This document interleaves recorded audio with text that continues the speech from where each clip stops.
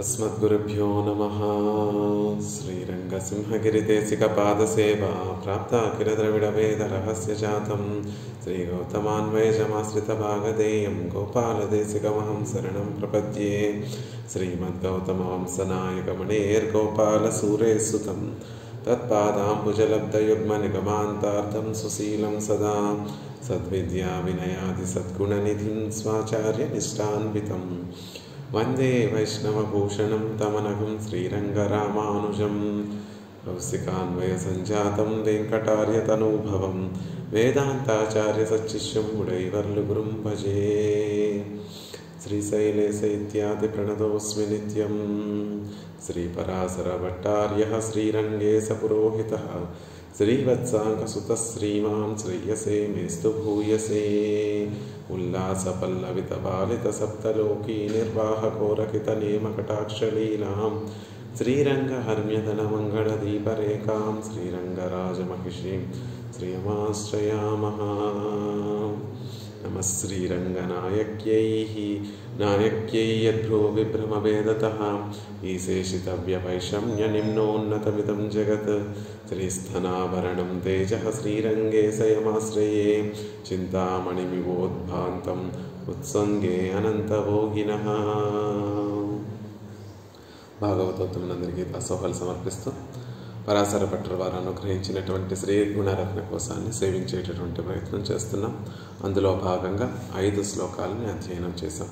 శ్రియై సమస్త చిదచిద్విధాన వ్యసనం హరేః అంగీకారభిరాలోకైః సార్థయంత్యై కృతోంజలిః ఉల్లాసపల్లవితపాలిత సప్తలోకీ నిర్వాహకోరకితనేమ కటాక్షలీలాం శ్రీరంగహర్మ్యదలమంగళదీపరేఖాం శ్రీరంగరాజమహిషీం శ్రియమాశ్రయామః. అనుకలతనుకాండాలింగనారంభసుంభత్ ప్రతిదిశభుజశాఖా శ్రీసఖా నౌకహర్తిః స్తననయనగులుశ్చస్పారపుష్పద్విరేపా రచయతు మయి లక్ష్మీ కల్పవల్లీ కటాక్షాన్ యద్భ్రూభంగా ప్రమాణం స్థిరచరరచనాతారతమ్యే మురారేః వేదాంతాః తత్వచింతామురభిదురసి యత్పాదచిహ్నైస్తరంతీం భోగోపోద్ఘాతకేళీచులకిత భగవద్వైశ్వర్యూప్యానుభావాం సానశ్రీః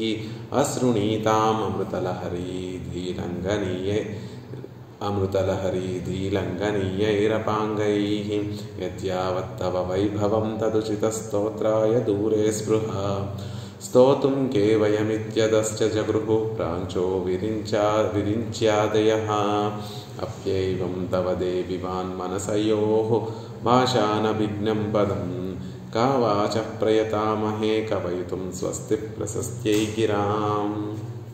భట్టర్ వారు 5వ శ్లోకంలో తమ నైత్యానుసంధానాన్ని పిరాట్టి ముందు ఉంచుతూ పిరాట్టి ముందు విన్నపం చేస్తూ తాము ఈ స్తోత్రాన్ని చేయలేము, కావాచః ప్రయతామహే కవయితుం స్వస్తి ప్రశస్త్యై గిరాం. దేవి, ఓ శ్రీరంగనాయకి, ఎలా నీ వైభవాన్ని చెప్పగలం తల్లి? యద్యావత్తవ వైభవం తదుచిత స్తోత్రాయ దూరే స్పృహ స్తోతుం కేవయం ఇత్యదశ్చ జగృహుః ప్రాంచో విరించ్యాదయః. ప్రాంచో విరించ్యాదయః ప్రాజ్ఞులైనటువంటి వారు, ఎప్పుడు నుండో నీ అనుభవం చేస్తున్నటువంటి వారు, జ్ఞానములో శక్తిలో మాకన్నా గొప్పవారైనటువంటి చతుర్ముఖ బ్రహ్మ ఇంద్ర రుద్ర దేవతాదులందరూ కూడా నీ వైభవం ఇంతటిది, ఇది నీ వైభవము ఇంతటిది అని వారు స్తుతించలేకపోతున్నారు కదా. వారు స్తుతించాలని కోరుకున్నా కూడా ఆ ఆశకి దూరంగా ఉండేటట్టు దానికన్నా కూడా మించింది కదా నీ వైభవం. ఆ ఆశకి ఎంతో గొప్పగా ఎంతో దూరంగా ఉండేటటువంటి వైభవం కలిగినటువంటి దానివి. అలాంటి నీ వైభవాన్ని మేమేమి చెప్పగలం? కేవయం ఇత్యదుశ్చ జగృహుః, మేమేమి చెప్పగలము? శ్రీదేవి యొక్క వైభవం, విరాటి యొక్క వైభవం, ఆ లక్ష్మీదేవి యొక్క వైభవం మేము సమగ్రంగా చెప్పలేము అని చతుర్ముఖ బ్రహ్మ రుద్ర ఇంద్రాది దేవతలందరూ కూడా చెప్తూ ఉంటే ఇక ఆ వైభవాన్ని మేము ఎలా చెప్పగలం తల్లి అని భట్టర్ వారు అప్యైవం అలాంటి తవ వైభవం, నీ వైభవం ఎలాంటి వైభవం అది? వాన్ మనసయో భాషాన విఘ్నం పదం. నీ స్వరూప స్వభావ రూప గుణ విభూతులన్నీ కూడా వాక్కుకి మనసుకి భాషకు కూడా అందనటువంటివి, గొప్పవి. అంతకన్నా మా ఈ వాక్కులతోటి మా మనసుకి మా వాక్కులకి మా భాషకి మా పదములతో చెప్పడానికి అలవి కానటువంటి అద్వితీయమైనటువంటి వైభవం కలిగినటువంటి దానివి కదా. కావాచ దోషభూయిష్టమైనటువంటి పలుకులు కలిగినటువంటి మేము కవయుతం అందంగా నీ వైభవం ఎలా చెప్పగలం తల్లి. కాబట్టి స్వస్తి ప్రశస్తి గిరాం, చెప్పకుండా ఉండటమే బాగుంటుంది. మేము మా మాటలతోటి నీ వైభవాన్ని చెప్తే దానికి కళంకం ఏర్పడచ్చేమో, కాబట్టి మా వాక్కులు ఎప్పుడూ మంగళంగా ఉండాలి.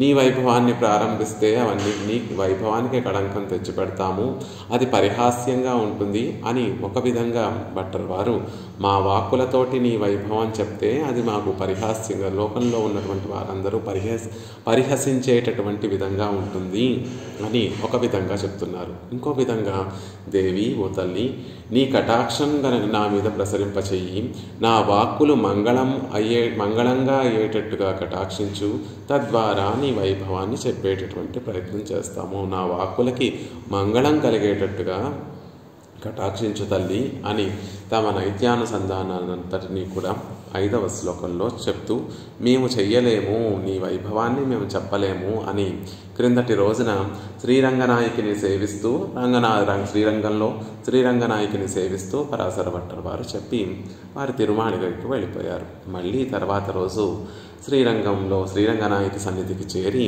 అమ్మని చూస్తూ, శ్రీదేవిని చూస్తూ, శ్రీరంగనాయకిని చూస్తూ ఈరోజు ఒక అద్భుతమైనటువంటి విషయాన్ని చెప్తున్నారు. ఈరోజు ఏమంటున్నారంటే, మయ్యేవ విశ్రామ్యతి శృతిధురా మయ్యేవ విశ్రామ్యతి. తల్లి, నిన్ను స్తుతించాలి అంటే అది మాకే సాధ్యమవుతుంది అని అద్భుతంగా ఈరోజేమో ఇంకొక రకంగా చెప్తున్నారు. నిన్నేమో మేము నిన్ను స్తుతించలేము అని చెప్పారు. మరుసటి రోజున మళ్ళీ వెళ్ళి శ్రీరంగనాయకిని సేవించినప్పుడు ఆవిడ కటాక్షములను పొందిన తర్వాత ఆవిడ గొప్ప తేజస్సుతోటి వెలిగిపోతూ ఉంటే, ఆనందంతో వెలిగిపోతూ ఉంటే, ఆవిడలో ఉన్నటువంటి కళ్యాణ గుణాలన్నిటినీ కూడా సేవించినటువంటి భట్టర్ వారు స్తుతిధురా మయ్యేవ విశ్రామ్యతే. తల్లి, నిన్ను స్తుతించడం అనేటటువంటి పని ఏదైనా ఉంటే అది నా వల్లే కుదురుతుందమ్మా అని చెప్తున్నారు భట్టర్ వారు ఈ శ్లోకంలో. అదేమిటండి, నిన్న కుదరదంటున్నారు, ఇవాళ కుదురుతుందంటున్నారు, ఏమిటి దీనికి ఇలా చెప్పడానికి పలకడానికి కారణం ఏమిటి అంటే, ఆవిడ మహిమ నా వల్లే ప్రకటింపబడుతుంది. ఆ శ్రీ రంగనాయకి యొక్క వైభవము లోకానికి ఎలా తెలుస్తుంది అంటే మా వల్లే అది సాధ్యమవుతుంది సుమా అంటున్నారు భట్టర్ వారు. భట్టర్ వారి యొక్క మేధా సంపత్తి అమోఘమైనటువంటి మేధ కలిగినటువంటి వారు, అమోఘమైనటువంటి జ్ఞానం కలిగినటువంటి వారు, చిన్నతనంలోనే గొప్ప పాండిత్యం కలిగినటువంటి పండితులందరినీ కూడా వాదనలో జయించినటువంటి గొప్ప వైభవం కలిగినటువంటి వారు పరాశర భట్టర్ వారు. అలాంటి భట్టర్ వారు చమత్కారం, అసలు వారి చమత్కారానికి ఉండేటటువంటి ఆ గొప్పతనం అంతా కూడా ఈ శ్లోకంలో చాలా భోగ్యంగా మనకు అనుగ్రహిస్తున్నారు భట్టర్ వారు. శ్లోకాన్ని ఒకసారి అనుసంధానం చేసి తర్వాత ఆ శ్లోకంలో ఉన్నటువంటి అర్థాన్ని చెప్పుకునేటటువంటి ప్రయత్నం చేద్దాం. రామ్జీ గారు అన్మ్యూట్ చేసుకొని శ్లోకాన్ని చెప్పవలసిందిగా ప్రార్థిస్తున్నాను. స్తోతారం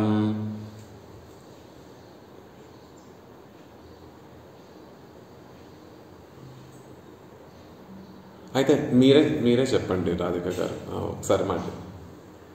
ఏమో నాకు తెలియదండి, ఎందుకు చదవకూడదు తల్లి? వేరే ఏదైనా రీజన్ ఉంటే తర్వాత ఒకసారి మాట్లాడుకుందాం. రాధిక గారు మీరు అన్మ్యూట్ చేసుకొని చెప్పవలసిందిగా ప్రార్థిస్తున్నాను. స్తోతారం తముసంతి దేవి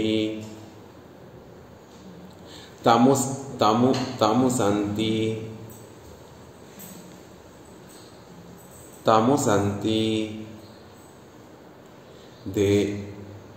దేవి కవయోః యో విశృణీతే గుణాన్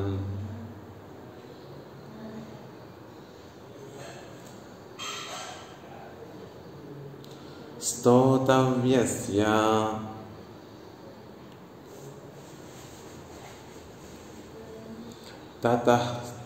తతశ్చతే స్తుతిధురా మయ్యేవ విశ్రామ్యతి.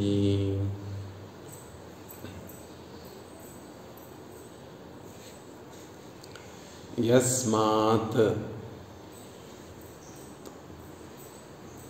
అస్మత్ అమర్షణీయ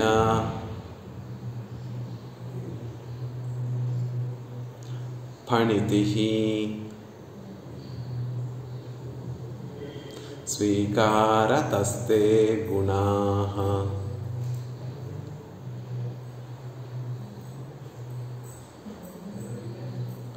క్షాంత్యౌదార్య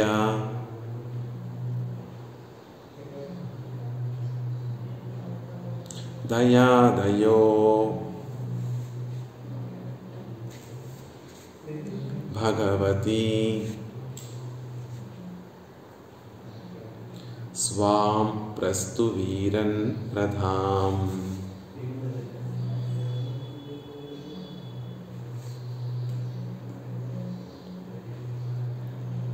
రెండు రకాల పాఠ్య భేదాలు ఉంటాయి. ప్రశ్నువీరన్ అని ఉంటుంది, ప్రస్తువీరన్ అని కూడా ఉంటుంది. రెండు సేవించవచ్చు. కానీ ప్రస్తువీరన్ అనేటటువంటిది సరైనటువంటిది అని వ్యాఖ్యానంలో అనుగ్రహించారు. కాబట్టి ప్రస్తువీరన్ ప్రధాం అని ప్రా కింద సా కింద తావత్తు ప్రస్తువీరన్ ప్రధాం అని సేవించవలసింది.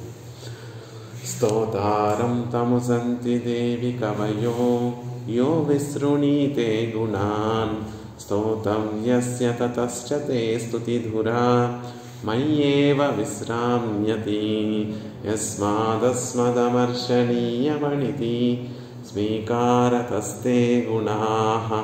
శాంత్యౌదార్యదయాదయో భగవతి స్వాం ప్రస్తువీరన్ ప్రధాం. అందంగా ఈ శ్లోకంలో రంగనాయకిని రెండు సంబోధనలతోటి పిలుస్తున్నారు భట్టర్ వారు. దేవి, ఓ దేవి, ఓ రంగనాయకి అని ఒక సంబోధనాత్మకంగా ఆ తల్లిని సంభావిస్తున్నారు. తర్వాత భగవతి, ఓ పూజ్యురాల అని అందరి చేత కూడా పూజింపబడేటటువంటి ఓ రంగనాయకి అని భగవతి అనేటటువంటి రెండు సంబోధనలతోటి అమ్మను సంభావిస్తున్నారు. ఈ శ్లోకంలో ఏమంటున్నారు? తల్లి, నిన్ను కీర్తించగలిగేటటువంటి అధికారము, ఒక యోగ్యత నాకే ఉంది అని చెప్తున్నారు భట్టర్ వారు. దానికి తగినట్టుగా మొదటి రెండు పాదాలలో అసలు స్తుతి అంటే ఏమిటి, స్తోత్రం అంటే ఏంటి అనేటటువంటి ఒక డెఫినేషన్ని ఇస్తూ, తర్వాత 3-4 పాదాలలో ఆ డెఫినేషన్కి అనుగుణంగా నేను నీలో ఉన్నటువంటి గుణములన్నిటినీ కూడా చక్కగా తెలియచేస్తున్నాను. కాబట్టి నాకే అధికారం ఉంది, నాకే అధికారం ఉంది అని చెప్పుకున్నటువంటి ఆ విషయానికి సపోర్టింగ్గా 3-4 పాదాలలో ఆ విషయాన్ని ప్రతిపాదిస్తున్నారు భట్టర్ వారు చమత్కారంగా. ఏమని చెప్తున్నారు? భగవతి, పూజ్యురాల, అందరి చేత పూజింపబడేటటువంటి ఓ రంగనాయకి, దేవి శ్రీరంగనాయకి, కవయః, కవయోః అన్నారు. కవయః లోకంలో ఉన్నటువంటి ప్రాజ్ఞులందరూ కూడా, యః స్తోతవ్యస్య లోకంలో ఎవరిని స్తోతారం అంటారు, స్తుతించేవానిగా ఎవరిని చెప్తారు అంటే చెప్తున్నారు. లోకంలో కవి అని ఎవరిని అంటారంటే, స్తుతించేటటువంటి వాడు అని ఎవరిని అంటారంటే దానికి డెఫినేషన్ చెప్తున్నారు. లోకంలో ఉన్నటువంటి ప్రాజ్ఞులందరూ, జ్ఞానం కలిగినటువంటి వారందరూ కూడా యహ ఎవరు స్తోతవ్యస్య గుణాన్ స్తుతింపదగినటువంటి వాని యొక్క గుణములన్నిటినీ కూడా విశృణీతే విస్తరింపచేస్తున్నాడో తం అతనిని స్తోతారం ఉసంతి స్తుతించేటటువంటి వానిగా చెప్తున్నారు. ఈ లోకంలో ఉన్నటువంటి మహనీయులందరూ, జ్ఞానులందరూ, ప్రాజ్ఞులందరూ కూడా చక్కగా శాస్త్రాన్ని అధ్యయనం చేసినటువంటి వారు, పాండిత్యం కలిగినటువంటి కవయులు, కవయః ప్రాజ్ఞులందరూ కూడా ఎవరిని కవి అంటున్నారు, స్తుతి చేసేటటువంటి వాడు అని ఎవరిని అంటున్నారు అంటే, స్తోతవ్యస్య గుణాన్ విశృణీతే ఎవరినైతే మనం స్తుతిస్తున్నామో, ఎవరి గురించి అయితే మనం స్తోత్రం చేస్తున్నామో ఆ అవతలి వ్యక్తిలో ఉన్నటువంటి గుణములన్నిటినీ కూడా విశృణీతే విస్తరింపచేసి, బాగా ఉన్నదాన్ని కొంచెంగా ఉన్నటువంటి దాన్ని పెద్దగా చేసి చెప్తే అది స్తోత్రం అంటారండి. ఫర్ ఎగ్జాంపుల్, ఎదురుగుండా ఉన్నటువంటి వ్యక్తిలో అందం లేకపోయినా నువ్వు చంద్రుడు అంత అందం కలిగినటువంటి వాడివి అని ఆయనలో ఉన్నటువంటి కొంచెమైనటువంటి ఆ అందాన్ని విశదీకరించి, విశృణీతే గొప్పగా విశదీకరించి చెప్పేటటువంటి వారిని స్తోతారం, స్తుతించేటటువంటి వానిగా ఉసంతి పలుకుతున్నారు లోకంలో ఉన్నటువంటి ప్రాజ్ఞులందరూ కూడా. కాబట్టి ఓ తల్లి, నీ విషయంలో నాకే ఆ సమర్థత ఉంది, స్తుతించేటటువంటి సమర్థత నాకే ఉంది అని చెప్తున్నారు. నీ యొక్క స్తుతిధురా, స్తుతించడం అనేటటువంటి భారం ఏదైతే ఉందో, లోకంలో ఉన్నటువంటి వారందరూ కూడా నిన్ను స్తుతించాలి అంటే అది సామాన్యమైనటువంటి విషయం, అది పెద్ద బరువమ్మ. నీలో ఉన్నటువంటి గుణాలన్నీ కూడా ఉన్నవి ఉన్నట్టుగా చెప్పాలి అంటే అది ఎవ్వరికీ సాధ్యం కాదు. నిన్ను స్తుతించాలి అని ప్రారంభించేటటువంటి వారు ఆ కష్టాన్ని అంతటినీ కూడా అనుభవిస్తారు. కష్టం ఎందుకు అంటే ఆవిడ వైభవం హద్దులేనటువంటి, అవధి లేనటువంటి వైభవం, అనంతమైనటువంటి వైభవం. కాబట్టి దాన్ని పరిపూర్ణంగా చెప్పాలి అనేటటువంటి కోరికతోటి స్తుతి అనేటటువంటి దాన్ని ఒక పెద్ద భారాన్ని మోస్తూ ఉంటారు, స్తుతించడం అనేటటువంటి భారాన్ని మోస్తూ ఉంటారు. కానీ ఆ స్తుతి అనేటటువంటి భారము మయేవ విశ్రామ్యతి, నాపైనే విశ్రాంతి పొందుతోంది, అంటే ఒక అవధిని పొందుతోంది. స్తుతించడం, రంగనాయకిని స్తుతించడం అనేటటువంటిది ఎవరి బాగా చేయగలరు, ఎవరిని ఆశ్రయించి ఉంటుంది అంటే భట్టర్ వారిని ఆశ్రయించి ఉంటుంది. రంగనాయకిని స్తుతించడం అనేటటువంటి భారము ఎవరు మాత్రమే మోయగలరు? సమగ్రంగా రంగనాయకి యొక్క వైభవాన్ని సమగ్రంగా చెప్పగలిగినటువంటి వారెవరు అంటే, ఆ స్తుతించేటటువంటి భారాన్ని మోయగలిగినటువంటి వారెవరు అంటే భట్టర్ వారే. సుమా మయ్యేవ విశ్రామ్యతి, నాయందే అది విశ్రమిస్తుంది. స్తుతించడం అనేటటువంటిది అలా బయలుదేరి మొదట చతుర్ముఖ బ్రహ్మ దగ్గరికి వెళ్ళి ఆయనైనా ఈ స్తుతించడం, రంగనాయకిని స్తుతించడం అనేటటువంటి భారాన్ని మోయగలడా అంటే అంత గొప్పవాడు కూడా సమగ్రంగా శ్రీదేవి యొక్క వైభవాన్ని చెప్పలేకపోయాడు. ఆ తర్వాత ఇంద్రుడి దగ్గరికి వచ్చింది, రుద్రుడి దగ్గరికి వచ్చింది. సరే వారు అసలు ఆ వైభవాన్ని చెప్పలేకపోయారు. మహర్షులందరూ, జ్ఞాన సంపత్తి కలిగినటువంటి మహర్షులందరి దగ్గరికి వెళ్ళింది రంగనాయకిని స్తుతించడం అనేటటువంటి ఆ పెద్ద భారం. వారు కూడా మోయలేకపోయారు. ఎందుకు అంటే ఆ వైభవాన్ని, అంత గొప్ప వైభవాన్ని సమగ్రంగా చెప్పలేకపోయారు. కాబట్టి వారు కూడా స్తుతించేటటువంటి భారాన్ని మోయలేకపోయారు. కానీ ఎవరు మోయగలరు ఈ భారాన్ని? రంగనాయకిని సమగ్రంగా స్తుతించడం అనేటటువంటి ఆ పెద్ద పనిని ఎవరు చక్కగా నిర్వర్తించగలరు అంటే మయ్యేవ విశ్రామ్యతి, నాయందు మాత్రమే అది చక్కగా సేద తీరగలుగుతుంది. స్తుతించి అమ్మయ్య భట్టర్ వారి దగ్గరికి వచ్చేసామా, ఇంకా మనకి సార్థకత కలుగుతుంది అనే స్తుతి కూడా అనుకుంటుందట. రంగనాయకి యొక్క ఆ గుణగణాలన్నిటినీ కూడా అద్భుతంగా వారు వర్ణించి అనుగ్రహించగలరు అనే ఆ స్తుతి ఎవరి యందు విశ్రాంతి తీసుకుంటుంది అంటే మయేవ విశ్రామ్యతి, మాయందు మాత్రమే విశ్రమిస్తుంది అంటున్నారు. ఎందుకండి భట్టర్ వారే, మీరెందుకు ఇలా మీ గురించి ఇంత కాన్ఫిడెంట్గా చెప్పుకుంటున్నారు, ఇంత ధైర్యంగా మీరు ఈ విషయాన్ని చెప్తున్నారు అంటే ఎందుకు కాదు తల్లి అని దానికి వివరణ 3-4 పాదాలలో చెప్తున్నారు. యస్మాత్, ఎందువలనంటే నీ యొక్క గుణములు ఏవైతే ఉన్నాయో, ఏమిటా గుణములు? శాంతి, ఔదార్య, దయాదయో, శాంతి అనేటటువంటి గుణము, సహించడము అనేటటువంటి గుణము, ఔదార్యము, సహనము, ఔదార్యము, దయ, కరుణ, వాత్సల్యము, ఆదయో, ఆది మిగిలినటువంటి ఆ మొదలైనటువంటి ఆ కళ్యాణ గుణములన్నీ కూడా అస్మత్ అమర్షణీయ, నేను నా మాటలతోటి నీ వైభవాన్ని అంతటినీ కూడా చెప్తాను. నా మాటలు ఎలాంటివి అంటే కావాచహ అని క్రిందటి శ్లోకంలో చెప్పుకున్నారు. మా మాటలన్నీ కూడా దోషభూయిష్టమైనటువంటి మాటలు. మా మాటలు ఇంకా ఎలాంటివి అంటే అమర్షణీయమైనటువంటి మాటలు, నీకు సహించడానికి కూడా వీలు లేకుండా ఉండేటటువంటి మాటలతోటి నేను నీ వైభవాన్ని అంతటినీ కూడా చెప్తూ ఉంటాను. పణితి, మాటల పద్ధతితోటి నేను అవన్నీ కూడా నీ స్తోత్రాన్ని, స్తుతిని అంతటినీ కూడా చేస్తూ ఉంటాను. అలాంటప్పుడు నువ్వు దాన్ని స్వీకారత, నువ్వు దాన్ని ఆనందంగా పరిగ్రహిస్తూ ఉంటావు. అలా నువ్వు ఆనందంగా పరిగ్రహిస్తూ ఉండటం వల్ల నీలో ఉన్నటువంటి గుణములన్నీ కూడా గొప్పగా ప్రకాశిస్తున్నాయి. స్వాం ప్రధాం, నీ కీర్తి. ఆహా, భట్టర్ వారు ఎలా స్తుతి చేసినా కూడా రంగనాయకి వాటిని ఆనందంగా పరిగ్రహిస్తోందండి. నిజానికి భట్టర్ వారు చాలా అమోఘంగా ఈ స్తుతి చేశారు. చమత్కారంగా ఏమని చెప్తున్నారంటే, తల్లి నాకు వచ్చి రానటువంటి మాటలతోటి, దోషభూయిష్టమైనటువంటి మాటలతోటి, నువ్వు సహించడానికి కూడా వీలు లేనటువంటి మాటలతోటి నిన్ను స్తుతిస్తూ ఉంటాను. అలా స్తుతిస్తున్నప్పుడు నువ్వు శాంతిని ప్రదర్శిస్తూ, ఔదార్యాన్ని ప్రదర్శిస్తూ, దయను ప్రదర్శిస్తూ, వాత్సల్యాన్ని ప్రదర్శిస్తూ, నేను చేసేటటువంటి ఈ మాటలతో కూర్చినటువంటి ఈ స్తుతిని స్వీకారత చక్కగా స్వీకరిస్తున్నావు, ఆనందంగా పరిగ్రహిస్తున్నావు. కాబట్టి నీ గుణములు, ఈ శాంతి, ఔదార్యము, దయా, వాత్సల్యం అనేటటువంటి ఈ గుణములు ఏమవుతున్నాయి అంటే స్వాం ప్రధాం ప్రస్తు వీర్యం, నీ కీర్తినంతటినీ కూడా ప్రకటింపచేస్తున్నాను. ఇందాక మొదటి పాదంలో చెప్పినట్టుగా కీర్తించేటటువంటి వాని యొక్క గుణాలను విస్తరింపచేసి చూపించడమే, లోకానికి చూపించడమే స్తుతించేటటువంటి వాడి లక్షణం. కాబట్టి ఓ రంగనాయకి, నీలో ఉన్నటువంటి సహనాన్ని, నీలో ఉన్నటువంటి ఔదార్యాన్ని, నీలో ఉన్నటువంటి దయను, నీలో ఉన్నటువంటి కరుణను, నీలో ఉన్నటువంటి వాత్సల్యాన్ని నేను దాన్ని విస్తారంగా చేసి, నేను చేసేటటువంటి స్తుతిని సహించడం వల్ల, నేను చేసేటటువంటి తప్పులతో దోషాలతో కూడి ఉన్నటువంటి ఈ మాటలతో కూర్చబడినటువంటి ఈ స్తుతిని నువ్వు భోగ్యంగా స్వీకరించడం వల్ల నీ గుణములన్నీ కూడా లోకంలో గొప్పగా ప్రకాశిస్తాయమ్మా.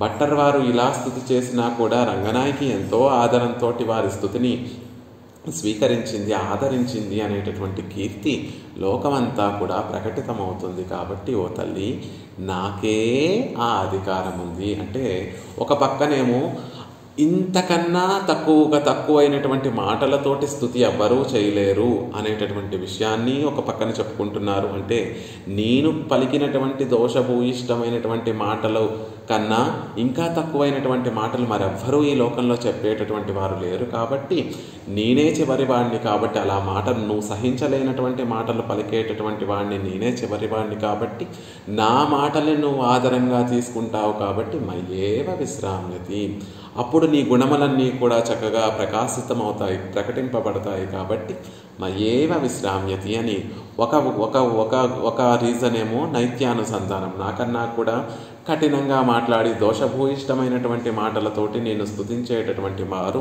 మరొకరు లేరు. నా విషయంలో నువ్వు నా మాటలను నువ్వు ఆదరంతో స్వీకరిస్తే నీలో ఉన్నటువంటి శాంతికి ఒక చివరి హద్దును నేను, సహనానికి చివరి హద్దును నా స్తుతి అవుతుంది, దయకు చివరి హద్దు నా స్తుతి అవుతుంది, ఔదార్యానికి చివరి హద్దు నేనవుతాను, నీ వాత్సల్యానికి చివరి హద్దును నేనవుతాను. కాబట్టి ఓ తల్లి, నేనే నీ స్తుతి చేయగలను అని అద్భుతంగా చెప్తున్నారు. మొదటి 2 పాదాలలో ఎవరిని స్తోత్రం చేసేటటువంటి వారు, స్తుతి చేసేటటువంటి వారిగా ఆ డెఫినేషన్ చెప్పి, తర్వాత మా అధికారం మాకే ఉందని చెప్పి, ఆ తర్వాత ఎందుకు ఇలా భావిస్తున్నారు అంటే అమర్షణీయ పణితి స్వీకారతస్తే గుణా. నేను చెప్పేటటువంటి సహించలేనటువంటి ఈ స్థుతిని నువ్వు ఆనందంగా పరిగ్రహిస్తూ నీ గుణాలన్నిటినీ కూడా నేను ప్రకటితం చేస్తున్నాను. శాంతి, ఔదార్య, దయాదయో స్వాం ప్రధాం ప్రస్తు వీరన్. లోకాల్లో నీ కీర్తినంతటినీ కూడా నేను బాగా ప్రకటితం చేస్తున్నాను. కాబట్టి నాకే అధికారం ఉంది అని చాలా చమత్కారంగా ఈ శ్లోకంలో భట్టర్ వారు మనకు అందిస్తున్నారు. క్రిందటి శ్లోకంలో ఏమో ఆ తల్లి వైభవాన్ని ప్రాంచో విరించాదులు కూడా చెప్పలేనటువంటి వైభవం, వారికి కూడా అందనటువంటి వైభవం నీది అని చెప్తూ, అంత గొప్ప వైభవం నేనే చెప్పగలను అని చమత్కారంగా ఈ శ్లోకంలో చెప్తున్నారు. ఒక చిన్న విషయం చెప్పుకోవాలంటే, నిజంగా గొప్పవారైనటువంటి బ్రహ్మకి, చతుర్ముఖ బ్రహ్మకి, ఇంద్రుడికి, రుద్రుడు శ్రీదేవి విషయంలో, లక్ష్మీదేవి విషయంలో ఎన్నో స్తుతులను అనుగ్రహించి ఉన్నారు. వారు కూడా లక్ష్మీదేవి వైభవాన్ని చక్కగా స్తోత్రాలలో చెప్పి మనకు అందించి ఉన్నారు. కానీ తల్లి, వారికి నాకు ఉన్నటువంటి తేడా ఏమిటో తెలుసా? వారు సమగ్రంగా మాత్రమే నీ వైభవాన్ని చెప్పలేరు, అందులో మాత్రమే వారికి లోటు ఉంటుంది. వారి మాటలు దోషభూయిష్టమైనటువంటి మాటలు కాదు. వారు పలికేటటువంటి స్థుతి ఆమోదకరంగా ఉంటుంది. కాబట్టి వారు నిన్ను స్తుతించేటప్పుడు నీ శాంతి నువ్వు చూపించవలసినటువంటి అవసరం లేదు, నీ సహనాన్ని వారి మీద ప్రసరింప చేయవలసినటువంటి అవసరం లేదు, ఔదార్యాన్ని ప్రసరింప చేయవలసినటువంటి అవసరం లేదు, దయను ప్రసరింప చేయవలసినటువంటి అవసరం లేదు, వాత్సల్యాన్ని ప్రసరింప చేయవలసినటువంటి అవసరం లేదు. కాబట్టి ఆ చతుర్ముఖ బ్రహ్మ ఇంద్ర రుద్రాది దేవతలు, ఈ లోకంలో ఉన్నటువంటి ఆళ్వార్ల ఆచార్యులు లాంటి మహనీయులందరూ చేసేటటువంటి స్థుతి, వారి స్థుతిని నువ్వు పరిగ్రహించేటటువంటి సందర్భంలో శాంతి, ఔదార్యము, దయ, వాత్సల్యం అనేటటువంటి గుణములు ప్రకటితమవ్వమ్మా. ఎందుకంటే వారిలో ఈ దోషమైతే లేదు, అమర్శనీయం అనేటటువంటి దోషం లేదు. వారు చెప్పినటువంటి స్థుతిలో దోషభూయిష్టమైనటువంటి మాటలు లేవు. నువ్వు సహింపకుండా ఉండనటువంటి మాటలు వారు పలకడం లేదు. కాబట్టి వారు చేసేటటువంటి స్థుతిలో ఉన్నటువంటి ఒకే ఒక లోటు ఏమిటంటే నీ వైభవాన్ని సమగ్రంగా చెప్పలేకపోవడం అనేటటువంటి లోటు మాత్రమే ఉంది. కానీ నేను స్తుతించడం మొదలు పెడితే నా మాటలలో దోషాలు ఉంటాయి, నా మాటలలో అసమగ్రత ఉంటుంది, నా మాటలలో నువ్వు సహించలేకుండా ఉండేటట్టుగా చేస్తాయి నా మాటలు. కాబట్టి నేను పలికేటటువంటి స్థుతి, నేను చేసేటటువంటి స్థుతిని నువ్వు పరిగ్రహించేటప్పుడు నీలో ఉన్నటువంటి సహనం గొప్పగా ప్రకటితమవుతుంది, గొప్పగా అది భాషిస్తుంది. నీలో ఉన్నటువంటి ఔదార్యం అది గొప్పగా ప్రకటితమవుతుంది. నీలో ఉన్నటువంటి దయా వాత్సల్యం అనేటటువంటి గుణములు గొప్పగా ప్రకటితమవుతాయి అని చమత్కారంగా భట్టర్ వారు ఈ శ్లోకాన్ని చెప్తున్నారు. ఈ శ్లోకాన్ని మనకు అందిస్తున్నారు. అసలు స్తోత్రం అంటే ఏమిటి అనేటటువంటి విషయాన్ని మనకి కూరత్తాళ్వాన్ క్రిందటి శ్లోకంలో మనం చెప్పుకున్నాం. స్తోత్రం అంటే ఏమిటి, అది దానికి ఉండేటటువంటి వైలక్షణ్యం ఏమిటి, డెఫినిషన్ ఏమిటి అనేటటువంటిది కూరత్తాళ్వాన్ చక్కగా వారి స్త్రీస్తవంలో అనుగ్రహిస్తారు. ఏమని? స్తోత్రం నామ కిమామనంతి కవయో యద్యన్యదీయాన్ గుణాన్ అన్యత్రత్వ వసతోధిరోప్య పణితి సాతర్హి వంద్యాత్వయి సమ్యక్ సత్య గుణాభివర్ణనమధో బ్రూయః కథం త్వాదృశీ వాగ్వాచస్పతి నాపి సఖ్య రచన తత్వత్సద్గుణార్ణౌ నిధో అని వారి విషయంలో స్తోత్రం అంటే లోకంలో స్తోత్రం అని దేనంటారు అంటే యద్యన్యదీయాన్ గుణాన్ అన్యత్ర వసతోధిరోప్య పణితి. ఎక్కడో మనలో లేనటువంటి గుణములు, ఎక్కడో వెలిగిపోతున్నట్టు ఎక్కడో ఉన్నటువంటి గుణములను తెచ్చి ఆరోపించి ఆ విషయాలు ఒకరి గురించి చెప్తే దాన్ని స్తోత్రం అంటారు. నీ విషయంలో తల్లి అది సాధ్యపడదు. నీలో లేనటువంటి గుణములు, కళ్యాణ గుణములు మరెక్కడా కూడా ఉండవు. కాబట్టి నీ విషయంలో అలా స్తుతించడం అనేటటువంటిది సాధ్యపడదు. పోనీ సమ్యక్ సత్య గుణాభివర్ణనమదో బ్రూయః కథం తాదృశీ. పోనీ ఉన్నది ఉన్నట్టుగా నీ కళ్యాణ గుణం, లేనటువంటి దాన్ని ఆపాదించి చెప్పకపోయినా కూడా ఉన్నది ఉన్నట్టుగా నీ వైభవాన్ని చెప్దాము అంటే అది కూడా మా వల్ల సాధ్యం కాదు అని ఆ శ్లోకంలో చెప్పినటువంటి కూరత్తాళ్వానే తర్వాత శ్లోకంలో చెప్తారు. అయినప్పటికీ కూడా నేను స్తుతి చేస్తాను తల్లి, ఎందుకంటే నాకు అధికారం ఉంది కాబట్టి అనేటటువంటి విషయాన్ని చమత్కారంగా కూరత్తాళ్వాన్ కూడా శ్రీస్తవంలో చెప్తారు. ఏ వాచాం మనసాం చ దుర్గ్రహతయా ఖ్యాతా గుణాస్తాపకా తానేవ ప్రతిసాంబుజిహ్వ ముదిత హైమామికా భారతి. మాటలున్నందుకు, నా నాలుక ఉన్నందుకు, ఆ నాలుక రసానుభవం చేయడం కోసం అణిక్కుం అముదూరం ఎన్నా ఉక్కే అని మధుర కవి ఆళ్వార్లు చెప్పినట్టుగా తల్లి నీ గుణాలను కీర్తిస్తే, నీ గుణాలను పలుకుతే సాంబుజిహ్వ, నా నాలుక రసంతో కూడినటువంటి నాలుక అవుతుంది, ఆనందానుభవంతో కూడినటువంటి నాలుక అవుతుంది, అమృతము ఊరించేటటువంటి నాలుక అవుతుంది. కాబట్టి నాకున్నటువంటి మాటలు, నాకున్నటువంటి ఇంద్రియాలు అవి సార్థకత కలగడానికి నీ వైభవాన్ని తప్పకుండా చెప్పి తీరుతాం. కానీ నీ వైభవం ఎలాంటిది?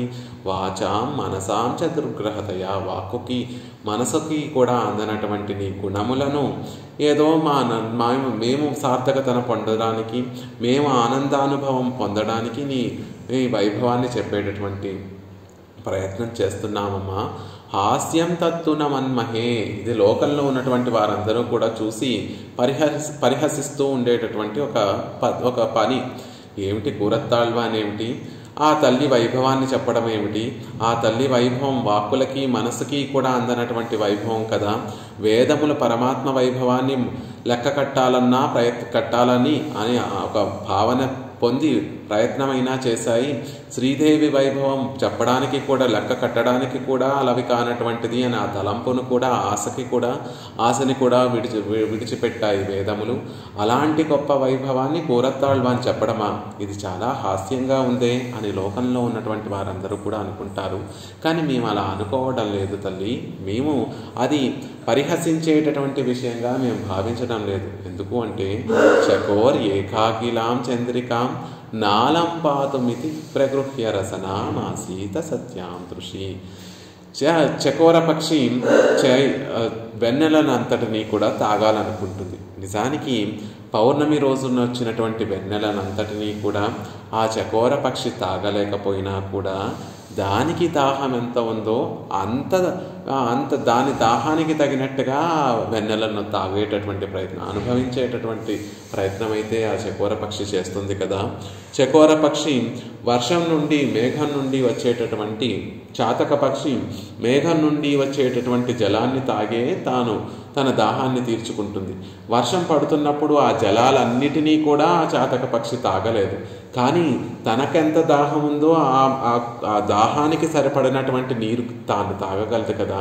అలా నీ వైభవాన్ని సమగ్రంగా చెప్పలేకపోయినా మాకు ఎంత ఆర్తి ఉందో, మాకు ఎంత ప్రేమ ఉందో దానికి తగినట్టుగా మేము నీ గుణాలను కీర్తిస్తాం తల్లి. తద్వారా ఆనందానుభవాన్ని అనుభవిస్తాం. ఇందులో హాస్యాస్పదం ఏముంది అని అద్భుతంగా మనకి కూరత్తాళ్వాన్ తమ నైత్యానుసంధానం చేసి తర్వాత తామే ఆ స్తుతిని చేయగలము అనేటటువంటి విషయాన్ని తెలియచేశారు. అలాగా ఈ లోకంలో కవులు అనేటటువంటి వారు నీలో ఉన్నటువంటి వైభవాన్ని స్తోతారం తము సంతి దేవి కవయో యో విసృణీతే గుణాన్ స్తోతవ్యస్య తతశ్చ తే స్తుతిధురా మయ్యేవ విశ్రామ్యతి. లోకంలో కవులు ప్రాజ్ఞులైనటువంటి వారు ఎవరిని స్తుతించేటటువంటి వారంటారు అంటే ఎవరిలో లేనటువంటి గుణాలన్నిటినీ కూడా, విస్తృణీతే కొంచెంగా ఉన్నటువంటి గుణాలన్నిటినీ కూడా విస్తరించి చెప్పేటటువంటి వారిని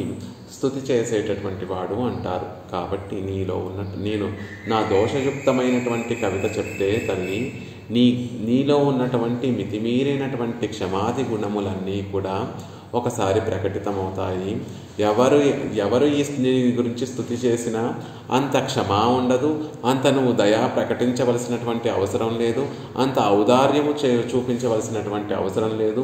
ఈ లోకంలో అందరికన్నా తక్కువ వాడిని నేను కాబట్టి, అందరికన్నా దోషభూయిష్టమైనటువంటి వాక్కు నాకేముంది కలిగినటువంటి వాడిని నేను కాబట్టి, నేను నిన్ను స్తుతిస్తూ ఉంటే నీ గుణముల యొక్క అవధి ఏమిటో లోకానికి చెప్తున్నాను. చూడండి, లోకంలో ఎవ్వరూ ఉద్ధరించలేనటువంటి వారిని కనుక మనం ఉద్ధరిస్తే ఆహా ఈయనంత గొప్పవాడు అని అనుకుంటూ ఉంటారు లోకంలో ఉన్నటువంటి వారు. లోకంలో ఒక వ్యక్తికి ఒక వ్యాధి వస్తే ఆ వ్యాధిని తగ్గించడం కోసం ఆయన అనేక వైద్యుల దగ్గరికి వెళ్ళాడు. ఎవ్వరూ కూడా మేము ఆ వ్యాధిని నయం చేయలేము అంటూ వస్తున్నారు. చివరికి ఒక వైద్యుడి దగ్గరికి వెళితే నేను ప్రయత్నిస్తాను అని ఆ వ్యాధిని తగ్గిస్తే లోకంలో ఉన్నటువంటి వారందరూ కూడా ఈయనంత గొప్ప వైద్యుడండి, ఈయన దగ్గర ఎంత వైద్య నిపుణత ఉంది అని ఆయనలో ఉన్నటువంటి నైపుణ్యాన్ని లోకంలో ఉన్నటువంటి వారందరూ కూడా ఎలా అయితే గొప్పగా కీర్తిస్తారో, మేము పలికేటటువంటి దోషభూయిష్టమైనటువంటి ఈ వాక్కులని నువ్వు ఆనందంతో ఆమోదిస్తావు తల్లి. అప్పుడు నీలో ఉన్నటువంటి శాంతి, దయ, వాత్సల్యము, ఔదార్యము అనేటటువంటి గుణములు చక్కగా ప్రకటింపబడతాయి అనేటటువంటి విషయాన్ని చెప్తున్నారు. మరి బ్రహ్మరుద్రాది వారి దేవతలు చేస్తున్నటువంటి స్థుతిలో వారికన్నా కూడా నాకే అధికారం ఉంది అనడంలో ఏమిటి అర్థము అంటే, ఇందాక మనం చెప్పుకున్నట్టుగా వారిలో ఈ లోట్లు ఉండవు కాబట్టి సమగ్రత శక్తి ఉంది, వారికి జ్ఞానము ఉంది, కేవలం సమగ్రంగా చెప్పలేరు అనేటటువంటి దోషం ఒక్కటే ఉంటుంది కాబట్టి వారికన్నా కూడా నాకే అధికారం ఉంది అని చెప్తున్నారు భట్టర్ వారు. ఆ చమత్కారం ప్రయోగించేటటువంటి చమత్కారం కూడా చూడండి. మయ్యేవ విశ్రామ్యతి, నా ఒక్కడికే అధికారం ఉంది అని, నేను అని ఏకవచనం ప్రయోగిస్తున్నారు రెండవ పాదంలో. మూడవ పాదానికి వచ్చేసరికి యస్మాదస్మదమర్షణీయ పణితి స్వీకారతస్తే గుణా, యస్మాత్ అస్మద్ అనేటటువంటి పదాన్ని ప్రయోగిస్తున్నారు. అస్మదు అంటే మేము అని అర్థం. చూసావా తల్లి, లోకంలో నాకు అసలు కవిత్వమే చెప్పడం రాదు. ముందు పాదంలో ఏమో నేను అని చెప్పుకుంటున్నాను, మూడవ పాదంలో ఏమో మేము అని చెప్పుకుంటున్నాము. ఏ బహువచనాన్ని ప్రయోగించాలా, ఏకవచనాన్ని ప్రయోగించాలా అనేటటువంటి విషయమే తెలియదు. అలాంటి నేను నిన్ను స్తుతించడానికి ప్రయత్నిస్తున్నాను. మొదటి పాదంలో ఏమో ఏకవచనంతో ప్రయోగించాను, మూడవ పాదంలో ఏమో నన్ను బహువచనంతో నేను నా గురించి చెప్పుకుంటున్నాను. అసలు పదాలు ఎలా ప్రయోగించాలో తెలియనటువంటి వాడిని ఇలా నిన్ను స్తుతి చేయాలని ప్రారంభిస్తున్నాను. దీన్ని నువ్వు ఆధారంగా స్వీకరిస్తున్నావు. ఇలాంటి స్తుతిని నువ్వు స్వీకరించాలి, ఆనందంగా ఆమోదించాలి, దాన్ని నువ్వు ఆనందంతో అనుభవించాలి అంటే నీకు ఎంత శాంతి ఉండాలి, ఎంత ఔదార్యం ఉండాలి, ఎంత దయ ఉండాలి, ఎంత వాత్సల్యం ఉండాలి అని అద్భుతంగా తెలియజేస్తున్నారు. ఆ పదాల ప్రయోగం క్రిందటి శ్లోకంలో మనం చెప్పుకున్నాం. దూరే స్పృహ, స్తోతారం దూరే స్పృహ, స్తుతించడానికి ఆశకి మధ్యలో దూరే అనేటటువంటి పదాన్ని ప్రయోగించారు భట్టర్ వారు. ఇక్కడ కవితా చమత్కారం ఏమిటి అంటే వారికి కవిత్వం చెప్పడం రాదు కాబట్టి నీ గుణములు చక్కగా ప్రకటింపబడతాయి అని చమత్కారంగా పదప్రయోగాలతో కూడా తెలియజేయడం కోసం రెండవ పాదంలో మయ్యేవ విశ్రామ్యతి, నాయందు మాత్రమే ఆ స్తుతించడం అనేటటువంటిది ఒకటి నిలిచి ఉంటుంది అనేటటువంటి విషయాన్ని తెలియజేస్తూ, మూడవ పాదంకి వచ్చేసరికి అస్మదు, మాయందు, మా యొక్క మాటలు అని పలుకుతున్నారు. చూసావా, ఏకవచనం ఎలా ప్రయోగించాలో తెలియదు, ద్వివచనం ఎలా ప్రయోగించాలో తెలియదు, బహువచనం ఎలా ప్రయోగించాలో తెలియదు. నేను వెళ్ళి నిన్ను స్తుతించాలని అనుకుంటున్నాను. ఇప్పుడు కదా నీ గుణములన్నీ కూడా దాన్ని ఆనందంగా నువ్వు పరిగ్రహిస్తావు కాబట్టి నీ గుణములన్నీ కూడా చక్కగా ప్రకటింపబడతాయి అని చెప్తున్నారు. అది ఒక కారణం, చమత్కార కారణమైతే రెండవసారి మై అస్మదు అనేటటువంటి మాటను ప్రయోగించడం ద్వారా మనందరినీ కూడా వారితో చేర్చుకుంటున్నారు. నిజానికి భట్టర్ వారి యొక్క వాకులు అమోఘమైనటువంటివి, గొప్ప వైభవం కలిగినటువంటివి అయినప్పటికీ కూడా మనం చేసేటటువంటి స్తుతి, వారు అనుగ్రహించినటువంటి ఈ స్తోత్రాన్ని సేవించి ఈ శ్లోకాలను సేవించేటప్పుడే ఎన్నో దోషాలతో ఆ శ్లోకాలన్నిటినీ కూడా సేవిస్తాం. కాబట్టి మేము చెప్పేటటువంటి మాటలు నువ్వు సహించరానివిగా ఉంటాయి, నీకు సహించరానటువంటిగా ఉంటాయి తల్లి. కానీ నువ్వు ఆనందంగా వాటిని పరిగ్రహిస్తావు. అప్పుడు నీ గుణములన్నీ కూడా చక్కగా ప్రకటితమవుతాయి. కాబట్టి మాకే అధికారం ఉంది అని మనందరినీ కూడా వారితో కలుపుకొని అనుసంధానం చేస్తున్నారు. కాబట్టి అస్మద్ అనేటటువంటి బహువచనాన్ని పలుకుతున్నారు అంటున్నారు. ఇంకొక చమత్కారం ఏమిటంటే అస్మద్ అమర్షణీయ పణితి స్వీకారతః తే గుణాః. అక్కడ తే గుణాః మళ్ళీ నిన్నటి శ్లోకంలో యద్యావత్తవ వైభవం అని ఎలా అయితే చెప్పారో ఇక్కడ కూడా తే గుణాః, నీ గుణములు తల్లి అని పరమాత్మ గుణముల కన్నా కూడా విరాట్టి గుణములకు ఉండేటటువంటి ఒక వైలక్షణ్యాన్ని చెప్తున్నారు. పరమాత్మకు ఉండేటటువంటి గుణములు ఎలాంటివండి అంటే నిరంకుశ స్వాతంత్ర్యము. ఆయనకు ఉండేటటువంటి గుణం ఏమిటంటే స్వతంత్రుణ్ణండి అనేటటువంటి గుణం. ఒక్కొక్కసారి క్రోధం కూడా కలిగి ఉండేటటువంటి గుణములు పరమాత్మ దగ్గర ఉన్నాయి. గజేంద్ర ఆళ్వాన్ని మొసలి పట్టుకున్నటువంటి సందర్భంలో సీరివందార్ ఆ మొసలి మీద పరమాత్మ ఎలా వచ్చాడు అంటే తిరుమాలయ ప్రబంధంలో చెప్తారు తొండరడిపడి ఆళ్వార్లు. సీరివందార్ ఆ మొసలి మీద కోపంతో వచ్చాడట స్వామి. కాబట్టి ఆయనలో కోపము ఉంటుంది, అప్పుడప్పుడు అనుగ్రహము ఉంటుంది, అప్పుడప్పుడు నిగ్రహము ఉంటుంది, స్వాతంత్ర్యము ఉంటుంది, తర్వాత నిరంకుశ స్వాతంత్ర్యము ఉంటుంది, అందరినీ శాసించేటటువంటి గుణము ఉంటుంది. కానీ తల్లి దగ్గర అలాంటి గుణములు ఏమీ లేవండి. ఎప్పుడూ అందరినీ ఆదరించడం అనేటటువంటి గుణము, అజ్ఞాత నిగ్రహము, నిత్యము కూడా. అసలు నిగ్రహం అంటే తెలియనటువంటి వేదాంత దేశకులు అత్యద్భుతంగా తెలియచేస్తారు. తల్లి యొక్క వైభవం ఎలాంటిది అంటే అజ్ఞాత నిగ్రహ. నిగ్రహం అంటూ అసలు ఆవిడికి నిగ్రహం అంటే ఏమిటో తెలియదట. ఉంది అని కాదు, ప్రదర్శించదు అనట్లేదు. అసలు ఆవిడకి నిగ్రహం, కోపం అంటే తెలియదండి, నిగ్రహం అంటే తెలియదు. అసలు ఆవిడకి ఆ గుణం ఒకటి ఉందనేటటువంటి విషయం కూడా తెలియదు. గుణము అప్పుడప్పుడు బయటకు వస్తూ ఉంటుంది, అప్పుడప్పుడు బయటికి రాకుండా ఉంటుంది. కానీ గుణం అలాగే ఉంటుంది కదా. కానీ శ్రీదేవి విషయంలో అసలు నిగ్రహం అంటే తెలియనటువంటి ఆవిడ అనేటటువంటి విషయాన్ని దేశకులు చెప్తూ ఉంటారు. అలాంటి గొప్ప గుణములమ్మా నీవి.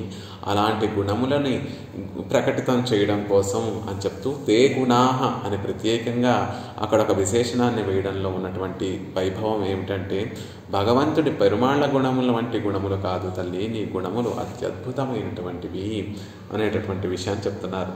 ఈ భట్టర్ వారే రంగనాథుడి విషయంలో కూడా శ్రీరంగరాజస్తవాన్ని అనుగ్రహించారు.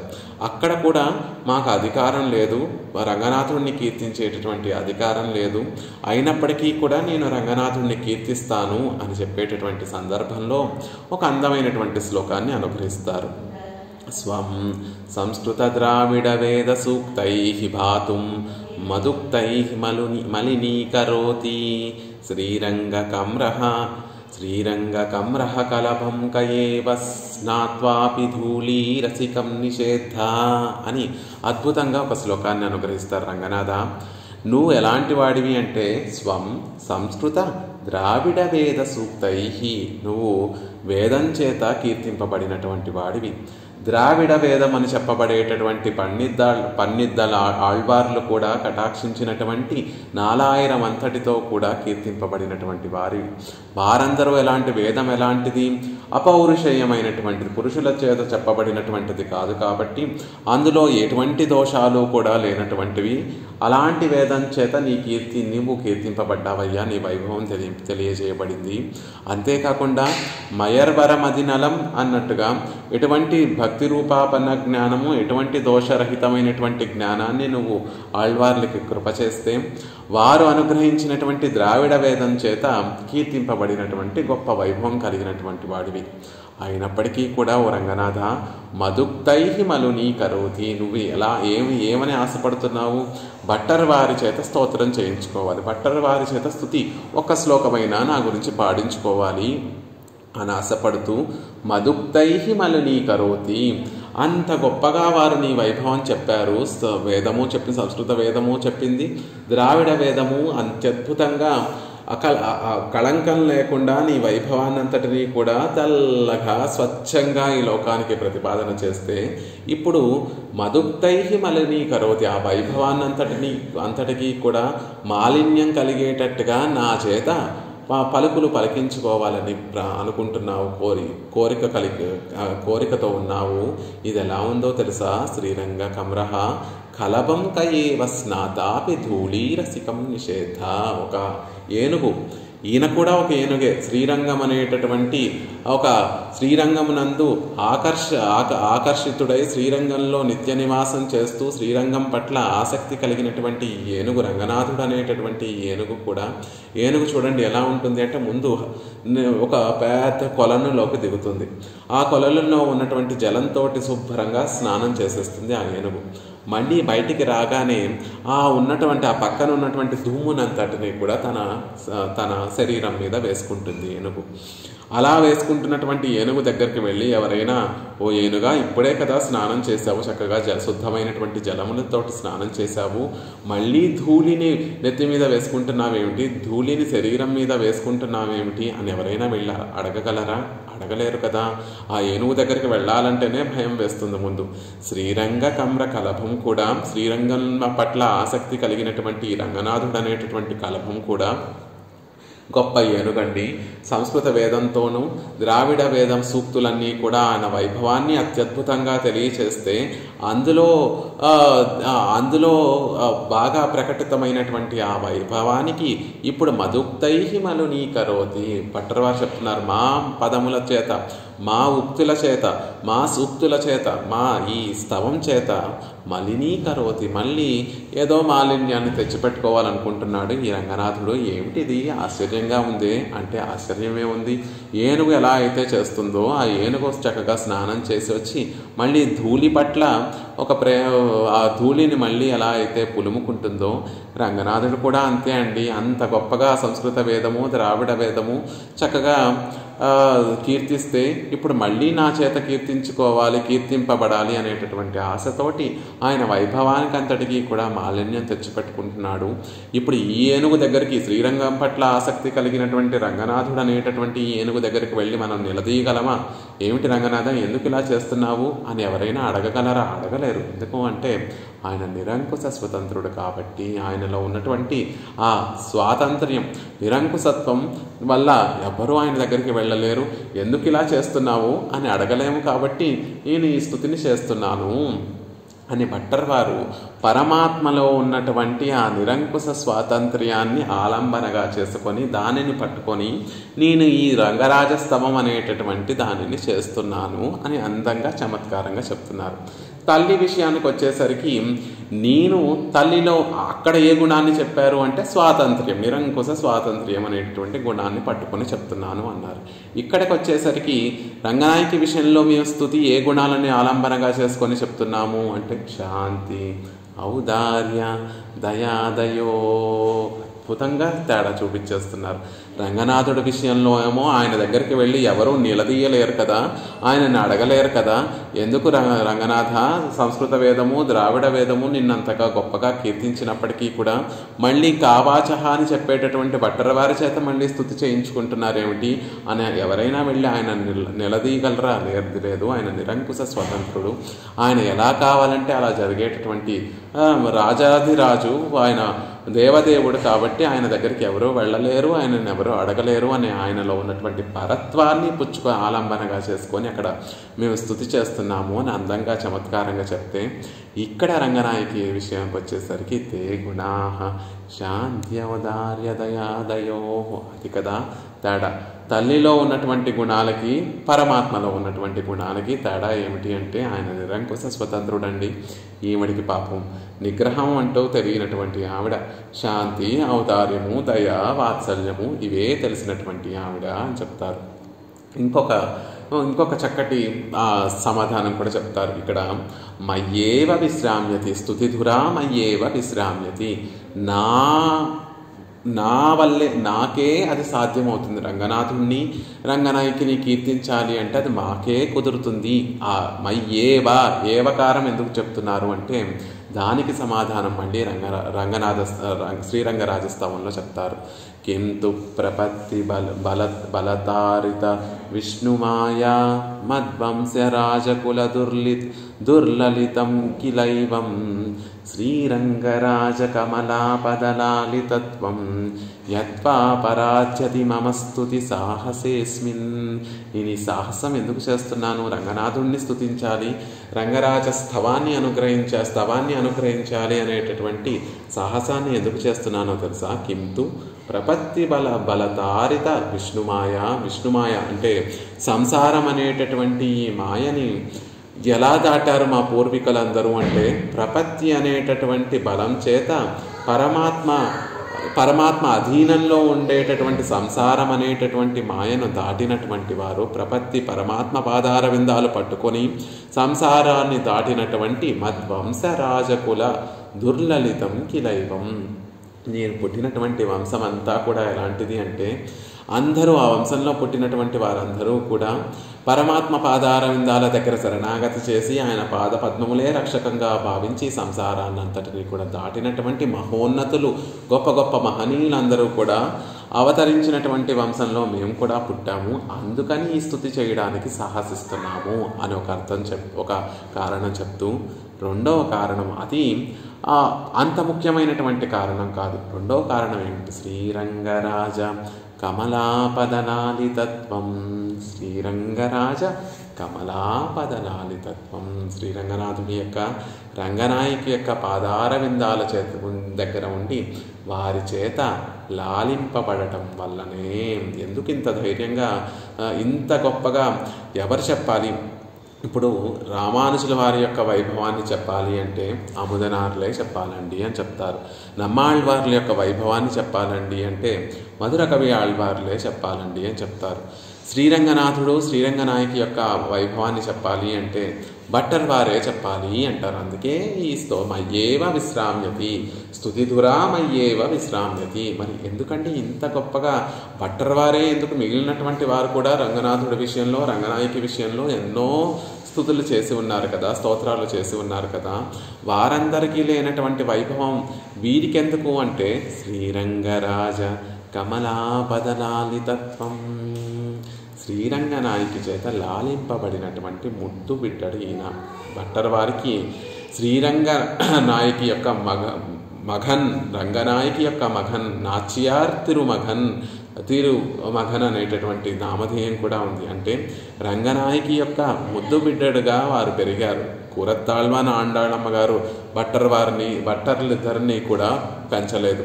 రంగనాథుడు రంగనాయకి యొక్క కోవెలలో వారి మూలవర్లు వేయించేసి ఉన్నటువంటి సన్నిధిలో ఆమోద స్తంభాలు, మనం ఈనాడు ఏ ఆమోద స్తంభాలను పుచ్చుకొని రంగనాథుడిని సేవిస్తున్నామో ఆ ఆమోద స్తంభాలకి ఊయలలు వేసి పరాశర భట్టర్ వారిని, వ్యాస భట్టర్ వారిని ఇద్దరినీ కూడా రంగనాయకి రంగనాథుడు ఇద్దరూ కూడా ఎంతో ప్రేమతోటి లాలించి వారిద్దరినీ కూడా పెంచారు. కాబట్టి వారి పద సాన్నిధ్యంలో పెరిగినటువంటి వారు కాబట్టి, వారి పుత్రులుగా అభిమానింపబడినటువంటి వారు కాబట్టి, తల్లిదండ్రుల యొక్క వైభవం అత్యంత వైభవంగా చెప్పగలిగినటువంటి వారు పుత్రులే కనుక, బిడ్డలే కనుక వారే చెప్పగలగాలి అంటున్నారు.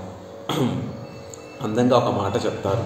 కుజల్లినిదు యాజినిదు ఎన్బర్ తమక్కల్ మజలై చొల్ కేళాదవర్. లోకంలో ఎవరైనా వేణుగానం మధురంగా ఉంటుందా అండి అంటే చాలా బాగుంటుందండి వేణుగానం. ఎవరైనా వేణువుని ఊదుతూ ఉంటే ఆ వేణువు నుండి వచ్చేటటువంటి ఆ మధురమైనటువంటి శబ్ద తరంగాల గానం ఎంతో భోగ్యంగా ఉంటుంది అని అంటారట. ఏమంటే ఎప్పుడైనా వీణగానం విన్నారా, వీణానాదం విన్నారా? అది ఎలా ఉంటుందంటే అబ్బో చాలా బాగుంటుందండి. వీణ మీద ఆ కీర్తనలన్నిటినీ కూడా వాయిస్తూ ఉంటే, ఆ తంత్రులన్నింటినీ కూడా మోగిస్తూ ఉంటే వీణ నుండి వచ్చేటటువంటి ఆ గానం ఎంతో భోగ్యంగా ఉంటుంది అంటారట. కానీ ఇలా అనేటటువంటి వారు ఎవరు అంటే తమ్ మక్కళ్ మజలై సొల్ కేళాదవర్. ఇలా అనేటటువంటి వారికి బహుశా వారి పిల్లల యొక్క ముద్దు మాటలు విననటువంటి వారు, మనకున్నటువంటి చిన్న చిన్న పిల్లలని ముద్దు మాటలు మాట్లాడుతుంటే ఆ మాటలు విన్నటువంటి వారికి ఆ వేణునాదము గుర్తురాదు, ఆ వీణనాదము గుర్తురాదు. లోకంలో ఎవరైతే పిల్లల యొక్క ముద్దు మాటలు వినకుండా ఉండి ఉంటారో వారికి మాత్రమే ఆ వేణునాదం బాగుంటుంది, ఇంపుగా ఉంటుంది. ఆ వీణానాదం ఇంపుగా ఉంటుంది. ఎవరైతే తమ బిడ్డల యొక్క ముద్దు మాటలను అప్పుడప్పుడు వచ్చిరానటువంటి పలుకులతో పలికేటటువంటి ఆ మాటలను వింటూ ఉంటారో వారికి అసలు ఆ వేణునాదము గుర్తురాదు, ఆ వీణానాదము గుర్తురాదు అని అందంగా ఒక మాట చెప్తూ ఉంటారు. అలా శ్రీరంగరాజ కమలాపదలాలితత్వం అని ఆ రంగనాథుడు రంగనాయకి యొక్క ముద్దు బిడ్డలైనటువంటి పరాశర భట్టర్ వారు చెప్పేటటువంటి స్తోత్రం ఇంకెవరు వారికన్నా మరొకరు చెప్పగలరా అంటే వారికన్నా మరొకరు చెప్పలేరు. కాబట్టి స్తుతిధురా మయ్యేవ విశ్రామ్యతి. రంగనాయకిని స్తుతించాలి అనేటటువంటి ఆ భారం ఎవరు సమగ్రంగా మోయగలరు, దానికి ఒక న్యాయం ఎవరు చేయగలరు? ఆ స్తుతించడం అనేటటువంటి ఆ వ్యాపారము అందరి దగ్గరికి వెళ్ళి దానికి సరైనటువంటి న్యాయం కలగలేదని చివరికి ఎవరి దగ్గరికి వచ్చి చేరింది అంటే మయ్యేవ విశ్రామ్యతి. భట్టర్ వారు చెప్తున్నారు, నాకే ఆ యోగ్యత నా దగ్గరికే వచ్చి చేరింది ఆ స్తుతించడం అనేటటువంటి ఆ భారము అనేటటువంటి చెప్తున్నారు. యస్మాద్ అస్మదమర్శనీయ పణితి. ఇక మేము ఆ తల్లిని ప్రార్థించాలని స్తుతి చేస్తూ ఉంటాము.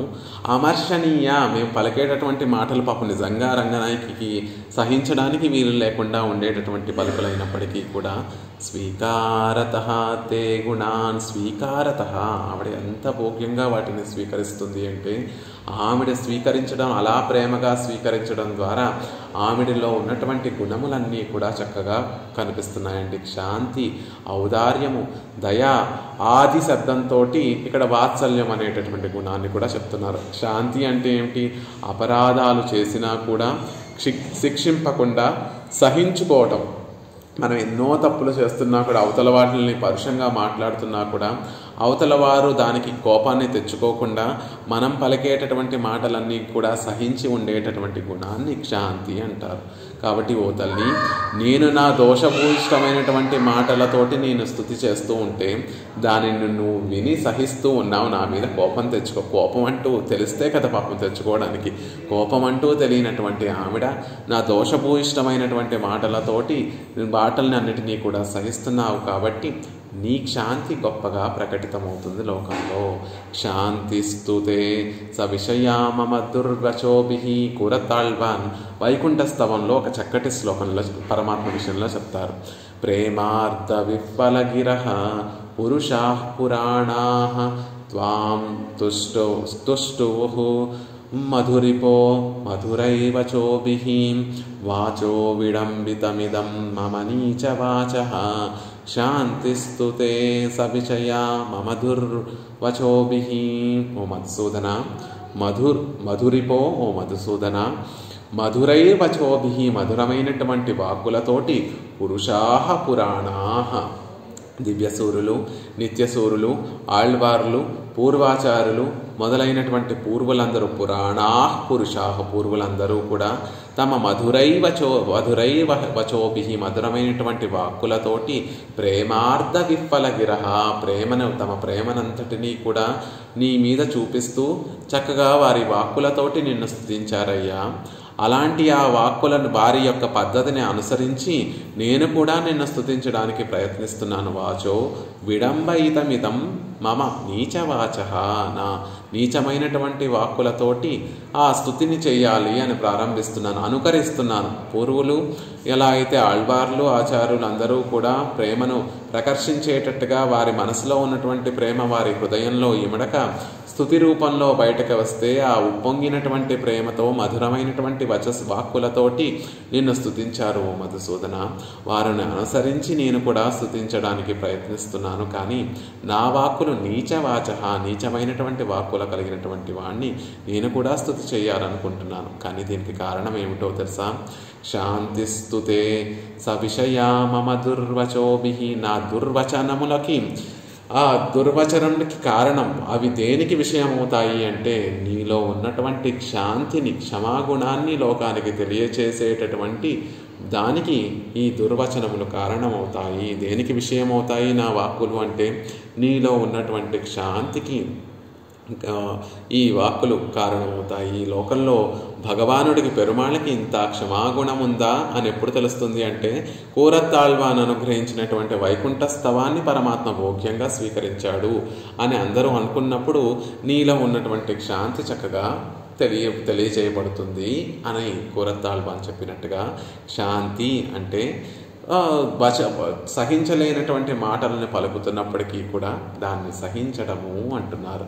ఇక ఔదార్యం ఏమిటండి? ఇందులో ఔదార్యం ఏం కనిపిస్తుంది? శాంతి అంటే అర్థమైంది, దయ అంటే అర్థమైంది, వాత్సల్యము అంటే దోషభూయిష్టమైనటువంటి వాటిని కూడా భోగ్యంగా స్వీకరించేటటువంటి గుణము వాత్సల్యము అంటే. మరి ఔదార్యం ఎలా కుదురుతోంది ఇక్కడ అంటే అసలు ఆవిడ్ని స్తుతించడానికి తనని తాను ఒక విషయంగా ఇవ్వడమే ఔదార్యం కదా. ఇంత దోషభూయిష్టమైనటువంటి మాటలు మాట్లాడుతున్నారే, మీరు అసలు నా దగ్గరికి కూడా రాకండి, మీరు నన్ను స్తుతి కూడా చేయకండి అని అడ్డు పెట్టకుండా రంగనాయకి తనని తాను పొగడడానికి తాను పరాశర భట్టర్ వారికి ఆనుకూల్యాన్ని కటాక్షించిందే, తన కటాక్షములతోటి వారిని ముంచెత్తిందే. తన కటాక్షములతోటి వారి యొక్క మాటలను స్వస్తి పలికిందే, మంగళాలు చేకూరేటట్టుగా వారిని కటాక్షించిందే. ఇది కదా ఔదార్యం అంటే. అసలు నాలాంటి వాడిని తన దగ్గరకు కూడా చేర్చుకోకూడదు. అలాంటి నన్ను, దోషభూయిష్టమైనటువంటి మాటలు కలిగినటువంటి నన్ను తన దగ్గరికి చేర్చుకొని తనని తాను విషయంగా, నా స్తుతికి విషయంగా అనుగ్రహించిందే. కాబట్టి ఆవిడలో ఎంత ఔదార్యం ఉందండి అంటున్నారు. పరమాత్మ కూడా ఇలాంటి వాడే. నావలర్ పామరువి నిర్క తందై పాన్మయే వళ్ళల్. కవిత్వాలతోటి పాడేటటువంటి వారందరినీ కూడా పిలిచి వారి దగ్గర నిల్చొని వారు చెప్పేటటువంటి కవిత్వానంతటినీ కూడా పరమాత్మ విని తందై పన్మేయే వళ్ళల్, తనని తాను అర్పించుకునేటటువంటి స్వభావం కలిగినటువంటి వాడట సర్వేశ్వరుడు. ఆయన గురించి ఏదైనా చిన్న స్తోత్రాన్ని మనం పాడితే, ఒక శ్లోకాన్ని పాడితే దాంతో మురిసిపోయి తనని తాను అర్పించుకునేటటువంటి గొప్ప ఔదార్యం కలిగినటువంటి వాడు పరమాత్మ. ఆయన భగవాన్ అయితే ఈవిడ భగవతి అండి. ఆయనలో క్షమాగుణం ఉంటే ఈయనలో కూడా క్షమాగుణం ఉంది, ఈవిడిలో కూడా క్షమాగుణం ఉంది. ఆయనలో ఔదార్యం గొప్పగా ఉంటే ఈవిడిలో కూడా ఔదార్యం గొప్పగా ఉంది. భగవాన్ అని సంభావించేటటువంటి పరమాత్మకి, భగవతి అని సంభావించేటటువంటి విరాట్కి ఉన్నటువంటి గుణాల యొక్క తారతమ్యాన్ని గుణాలలో ఉన్నటువంటి సామ్యాన్ని చెప్తున్నారు. ఆయన ఔదార్యుడు, ఈవిడ కూడా ఔదార్యం కలిగినటువంటి ఆవిడ. ఇక దయ ఎక్కడ కనిపిస్తోంది అంటే, పాప ఇంత కష్టపడి భట్టరవారు స్తోత్రాన్ని చేస్తూ ఉంటే ఆవిడ సహించలేదట. అయ్యో భట్టరవారే, ఇంత కష్టపడి ఎందుకండి స్తుతించడం, ఒక అంజలి ఘటిస్తే సరిపోతుంది కదా అని రంగనాయకి భట్టరవారికి చెప్తుందట. అది ఎలా ఉంటుందంటే, కించైష శక్త్యతిశయేన నతేను కంప్య స్తోతాపితు స్తుతి కృతేన పరిశ్రమేన. ఆళ్వందార్లు మనకి స్తోత్రరత్నంలో అనుగ్రహిస్తారు. స్వామి, నిన్ను స్తుతించడానికి నేను పరిశ్రమిస్తూ ఉంటాను, కష్టపడిపోతూ ఉంటాను. అప్పుడు నీ ఆనుకంప్యము, నువ్వు చూపించవలసినటువంటి దయ, సహజంగా నిన్ను స్తుతిస్తూ కష్టపడిపోతున్నటువంటి నన్ను చూసి నువ్వు నీ దయనంతటినీ కూడా నా మీద ప్రసరింపచేస్తావు. నీ దయకు కారణం ఏమిటవుతోందో తెలుసా? స్తోతాపితో స్తుతికృతేన పరిశ్రమేన. నిన్ను స్తుతించడంలో నేను పడేటటువంటి కష్టానంతటికీ కష్టమే నీ దయ నా మీద ప్రసరింపబడడానికి కారణమవుతుంది. అది నాకు సహజంగా వస్తుంది. బ్రహ్మరుద్రాది దేవతలు నిన్ను స్తుతించాలంటే కష్టపడవలసినటువంటి అవసరం లేదు. నేను మాత్రం నిన్ను స్తుతించాలంటే పరిశ్రమించాలి. అప్పుడు నీ దయ నువ్వు నా మీద ఆనుకంప్యాన్ని నువ్వు ప్రసరింపచేస్తావు అని ఆళ్వందార్లు చెప్పినట్టుగా భట్టర్ వారు రంగనాయకి విషయంలో స్తుతి చేస్తూ కష్టపడిపోతుంటే ఆ తల్లి ఆ కష్టాన్ని చూడలేక దయను ప్రసరింపచేస్తావు తల్లి అంటున్నారు. ఇక వాత్సల్యం అంటే ఏమిటి అంటే, దోషాన్ని కూడా భోగ్యంగా స్వీకరించేటటువంటి గుణం. ఇళయ పున్ కవిత ఏలుం ఎన్విరార్కు ఇనియవారే. తిరుమాలై చివరి పాసురంలో ఫలశ్రుతిగా కాకుండా ఏమిటి ప్రయోజనం, తిరుమాలై ప్రబంధాన్ని సేవించడం వల్ల కలిగే లాభం ఏమిటి అంటే, ఇళయ పున్ కవిత ఏలుం ఎన్విరార్కు ఇనియవారే. మేము పున్గవితై, దోషాలతో కూడినటువంటి తిరుమాలై అనేటటువంటి ప్రబంధాన్ని పాడాము.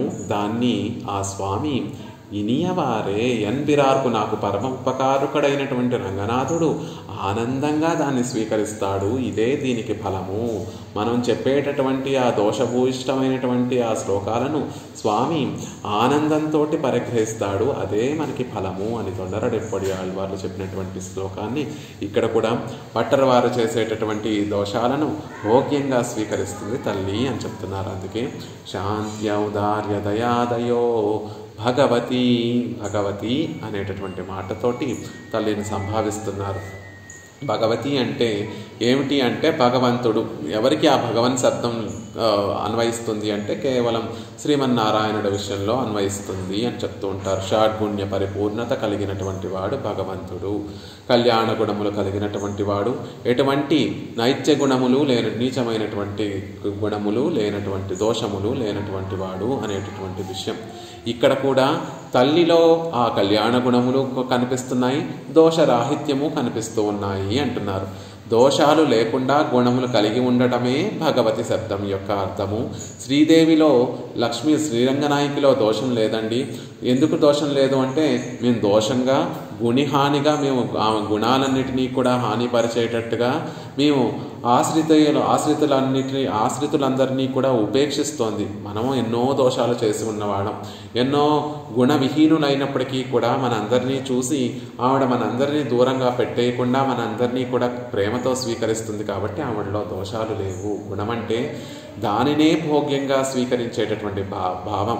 మనలో దోషాలు లేకుండా ఉండి మనం దోషాలతోటి ఆవిడ్ని ఆశ్రయించిన, దోషాలతోటి ఆవిడ్ని స్తుతించినా కూడా దానినే భోగ్యంగా స్వీకరించేటటువంటి ఒక గుణం ఉంది. అదే ఆవిడలో ఉన్నటువంటి గుణం. ఈవిడ భగవతే. దోషాలు లేవు ఈవిడలో, గుణాలు అధికంగా ఉన్నాయి. ఈవిడలో ఉన్నటువంటి గుణములు ఏంటంటే వాత్సల్యం అనేటటువంటి గుణం. దోషాలు లేకుండా ఉండటము అంటే దోషభూయిష్టమైనటువంటి మాటలతో మనం పలికినా కూడా, ఆమెను స్తుతించినా కూడా వాటిని సహించి మనల్ని ఆదరించడము అనేటటువంటి విషయాన్ని చెప్తున్నారు. శాంతి, ఔదార్యము, దయ, ఈ మూడు కూడా ఉపేక్షించడానికి ఉపయోగపడేటటువంటి గుణములు. ఉపేక్షిక్కయామైక్కు హేతు దయాక్షాంతిగల్ అని మనవాళ్ళ మామూలు చెప్తారు. పరమాత్మలో ఉన్నటువంటి గుణములలో మనని ఉపేక్షించడానికి, మనం చేసేటటువంటి తప్పులను సహించడానికి ఉపయోగపడేటటువంటి గుణములు ఏమిటి అంటే దయ, శాంతి అనేటటువంటి గుణములు. పచ్చయ్యాగ కొళ్ళుగైక్కు హేతు వాత్సల్యము, మనని ఒక బహుమానంగా స్వీకరించడానికి, ఆనందంగా స్వీకరించడానికి ఉపయోగపడేటటువంటి గుణం ఏమిటంటే ఆయనలో ఉన్నటువంటి వాత్సల్యము. మనలో దోషాలు ఉన్నా కూడా దానిని భోగ్యంగా స్వీకరించేటటువంటి గుణం వాత్సల్యం. కాబట్టి మనం పరమాత్మని ఆశ్రయించిన తర్వాత మనలో పాపాలను చూసి దూరంగా ఉంచకుండా ఉపేక్షించడానికి ఉపయోగపడేటటువంటి గుణములు దయా, శాంతి అనేటటువంటి గుణములు. మనని స్వీకరించడానికి ఉపయోగపడేటటువంటి గుణం వాత్సల్యము అని చెప్తున్నారు. కాబట్టి తల్లిలో కూడా ఆ గుణములన్నీ ఉన్నాయి. కాబట్టి భగవతి అని ప్రయోగిస్తున్నారు భట్టర్ వారు. భగవతి అంటే పూజింపబడేటటువంటి ఆవిడ. ఎవరి చేత పూజింపబడుతుంది? అందరి చేత పూజింపబడేటటువంటి సర్వేశ్వరుడు శ్రీమన్నారాయణుడి చేత కూడా ఆదరింపబడేటటువంటి ఆవిడ. తోళినై మేలుం నన్మార్బిల్ మేలుం పునైంద తంతుజాయుడయమ్మాన్. ఆ తల్లి సర్వేశ్వరుడు శ్రీమన్నారాయణుడు లక్ష్మీదేవిని ఎంతగా ఆదరిస్తాడు అంటే తోళినై మేలుం, తన బాహువులతోటి ఆలింగనం చేసుకుంటాడట. సరిపోలేదు, ఇంకా ఆదరం పెరిగిపోయింది శ్రీమన్నారాయణుడికి. నల్ మార్బిల్ మేలుం, తన వక్షస్థలంలో పెట్టుకున్నాడు సర్వేశ్వరుడు. పునైంద తంతుజాయుడయమ్మాన్, అలా తిరుత్తుజాయిని ధరించినటువంటి ఆ స్వామి లక్ష్మీదేవి యొక్క పట్ల ఆదరంతో ఆవిడ్ని ఆలింగనం చేసుకుంటున్నాడు. ఆవిడ్ని మనసులో వక్షస్థలంలో కూడా ధరిస్తున్నాడు. అలా పరమాత్మ చేత కూడా ఆదరింపబడేటటువంటి ఆవిడ అనేటటువంటి విషయాన్ని తెలియజేయడం కోసం భగవతి అనేటటువంటి ప్రయోగాన్ని చేశారు భట్టర్ వారు. భగవతి అనేటటువంటిది గౌరవ వాచకం. పరమాత్మ శ్రీమన్నారాయణుడి పట్లే భగవన్ అనేటటువంటి శబ్దము ప్రయోగించాలి. మిగిలినటువంటి వారందరి విషయాల్లో కూడా ఔపచారికంగా వారిలో ఉన్నటువంటి గొప్పతనాన్ని గౌరవార్థంగా ప్రయోగిస్తాం. చూడండి, వాల్మీకి భగవాన్ అంటూ ఉంటాం. భగవాన్ అనేటటువంటి శబ్దానికి, అక్కడ భగవాన్ అనేటటువంటి శబ్దానికి అర్థము వాల్మీకి మహర్షిలో షాడ్గుణ్యములు ఉన్నాయని కాదు, గౌరవవాచకంగా వాల్మీకి మహర్షి అని చెప్తున్నారు. అలా ఇక్కడ కూడా భగవతి అనేటటువంటి శబ్దము గౌరవవాచకంగా అందరి చేత కూడా పూజింపబడేటటువంటి ఆవిడిగా తెలియజేస్తోంది. ఓ తల్లి, అలాంటి స్వాం ప్రదాం, నీ కీర్తిని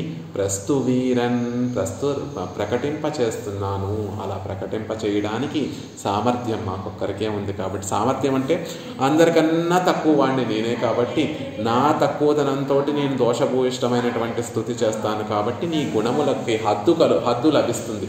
అప్పటి వరకు రంగనాయకి యొక్క శాంతికి హద్దు ఏమిటండి? ఆవిడ యొక్క ఔదార్యానికి హద్దు ఏమిటి? ఆవిడ యొక్క దయకి హద్దు ఏమిటి? ఆవిడ యొక్క వాత్సల్యానికి హద్దు ఏమిటి అంటే భట్టర్ వారి యొక్క స్తోత్రాన్ని అంగీకరించడమే ఆవిడ యొక్క శాంతికి హద్దు.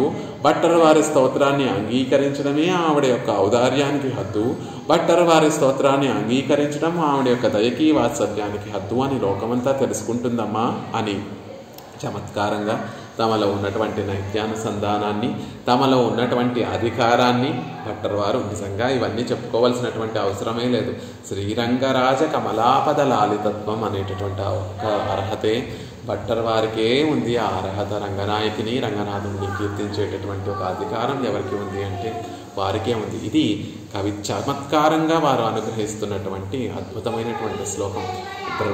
చతుర్ముఖ బ్రహ్మకి లేదు, రుద్రుడికి లేదు, ఇంద్రాది దేవతలకి లేదు, మాకే అధికారం ఉంది నిన్ను స్తుతించేటటువంటి అధికారము. ఎందుకంటే నీ గుణాలను మాకన్నా ఎవరూ గొప్పగా చెప్పలేరు కాబట్టి, లోకానికి తెలియచేయలేరు కాబట్టి అనేటటువంటి విషయాన్ని చమత్కారంగా ఈ శ్లోకంలో తెలియచేస్తూ ముందుకు సాగుతున్నారు భట్టర్ వారు. స్తోతారం తముసంతి దేవి కవయో యో విస్తృణీతే గుణాన్ స్తోతవ్యస్య తతశ్చ తే స్తుతిధురా మయ్యేవ విశ్రామ్యతి యస్మాదస్మదమర్షణీయ పణితి స్వీకారతస్తే గుణాః శాంత్యౌదార్యదయాదయో భగవతి స్వాం ప్రస్తు వీరన్ ప్రదాం. శ్రీమతే రమ్యజా మాతృమునీంద్రాయ మహాత్మనే శ్రీరంగవాసినే భూయాత్ నిత్యశ్రీ నిత్యమంగళం. సఠారేటిరాత్ ప్రోక్తత్రయ్యంతార్థప్రదాయనే అస్మదాచార్యవర్యాయ గోపాలార్యాయ మంగళం. మంగళాశాసనపరైర్మదాచార్య పురోగమైః సర్వైశ్చ పూర్వైరాచార్యైః సకృతాయాస్తు మంగళం.